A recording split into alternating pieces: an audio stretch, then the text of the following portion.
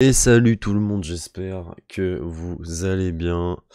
Alors on se retrouve pour ce débrief du match entre la GIA et les Bordelais qui vient de se terminer, qui s'est terminé.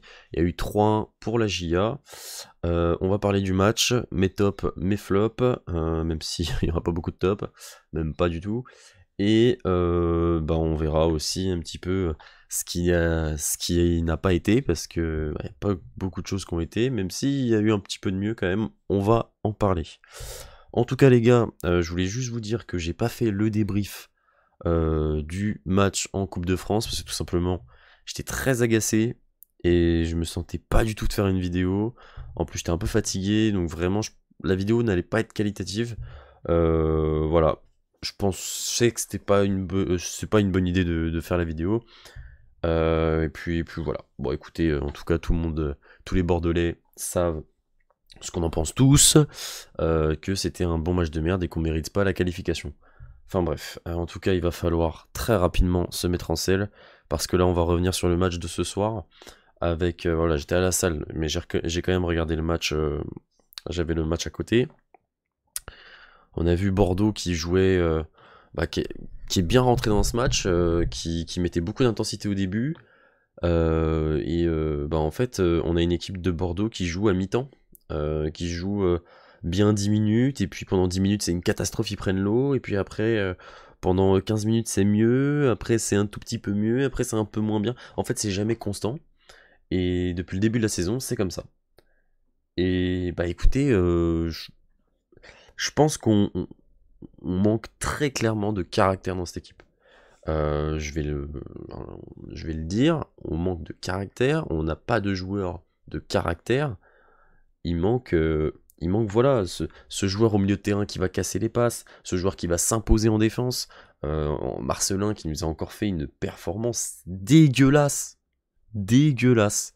Marcelin, déjà, j'allais lui tomber dessus contre l'entente, voilà. Benoît Saint-Gratien, là. Oh, Sanois Saint-Gratien, pardon.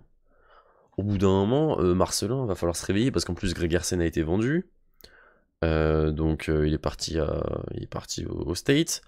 Donc là, Marcelin, va falloir te bouger le cul, parce qu'on n'a personne derrière pour remplacer. Et voilà, le seul point positif. Alors, on va continuer et je ferai mes tops, mes flops après.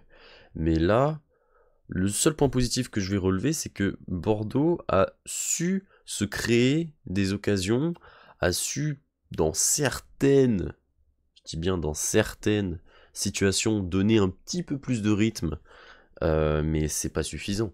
On voit un niveau de jeu qui est... Enfin, les niveaux de joueurs qui sont médiocres sur le premier but, même si Barbet en sauve derrière.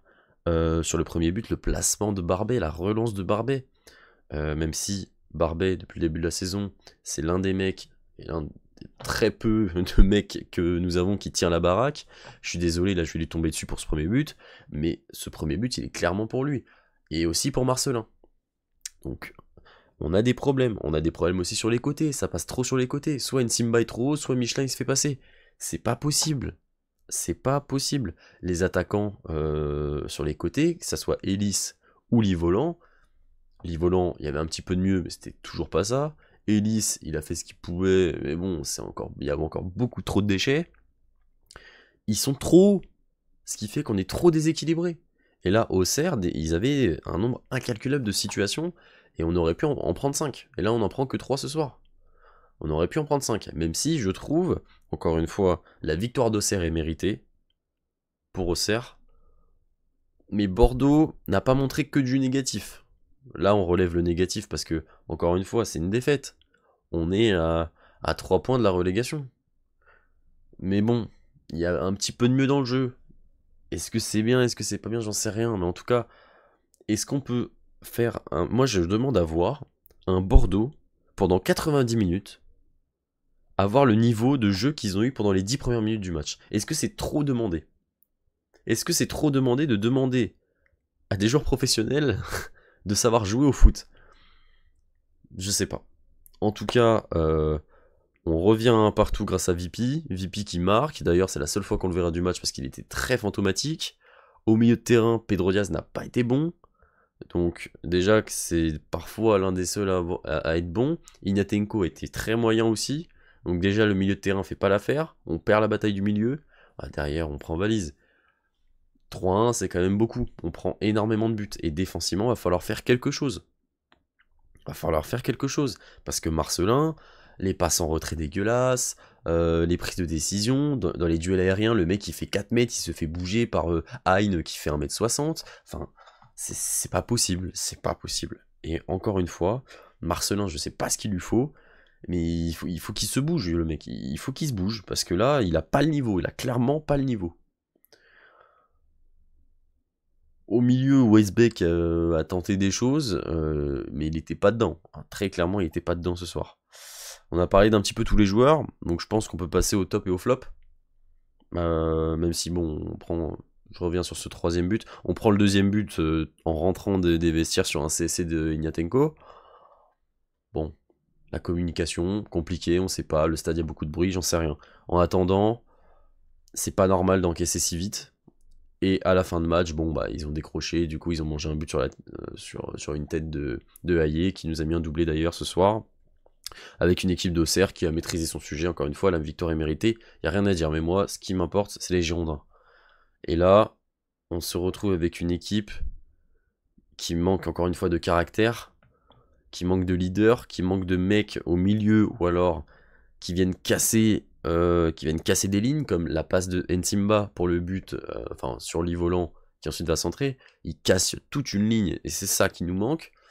Barbet essaie de le faire, Nsimba essaie de le faire, mais les milieux de terrain, à part des fois Pedro Diaz, peut-être Ignatenko des fois quand il tente et qui fait pas des passes en retrait, mais sinon c'est trop peu.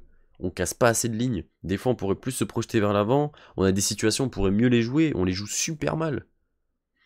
Au bout d'un moment, il y a Vipotnik qui a la balle, il y a Elis et Livolan qui proposent un truc, il y a un 3 contre 2 à jouer. Livolan, il a les Champs-Élysées devant lui, il lui met pas. Il hésite, le mec, il est pas en confiance, quoi. Il faut trouver cette confiance au bout d'un moment. Donc, j'espère que ce match face à Nice, on va pas prendre une valise, quand même, à domicile, ça serait cool. Parce que bon, ça va être compliqué. Le match est dans 5 jours ou 6 jours, je sais plus si c'est le 20 ou le 21. Je comptais m'y rendre, mais finalement, je peux pas à cause du taf. Mais en tout cas, j'espère qu'ils vont se bouger parce que ça va être compliqué. Ça va être très compliqué contre une équipe de Ligue 1. Après, je dis pas, Auxerre, ils ont une belle équipe. C'est une équipe, dans la première partie de saison, qui a été très bonne. Là, d'ailleurs, ils retrouvent leur place de leader. C'est pas... on n'a pas été ridicule ce soir. Mais on n'a pas été à la hauteur. Et ça, on voit que par rapport à ces équipes-là, qui jouent la montée, il nous manque énormément de choses. Énormément de choses. Alors mes tops, mes flops, dans mes flops, je vais mettre la défense. Je vais mettre la défense, sauf le gardien. Sauf le gardien, on y reviendra après dans mes tops. Flop, la défense.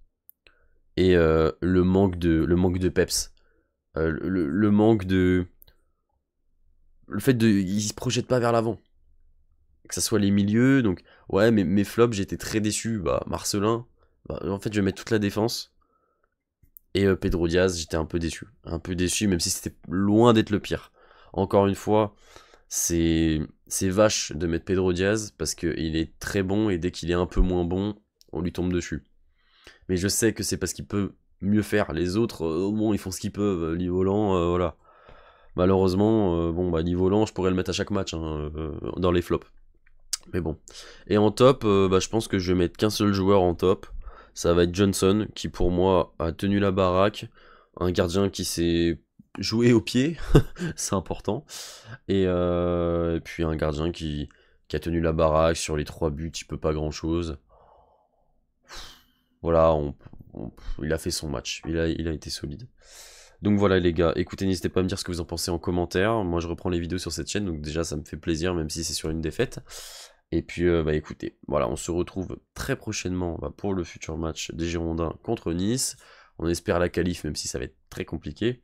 Mais on y croit, hein, parce que bon, quand on aime quelqu'un, des fois on est aveugle, hein, on est aveugle et on veut croire en certaines choses, et des fois c'est pas possible, des fois c'est possible. Enfin bref.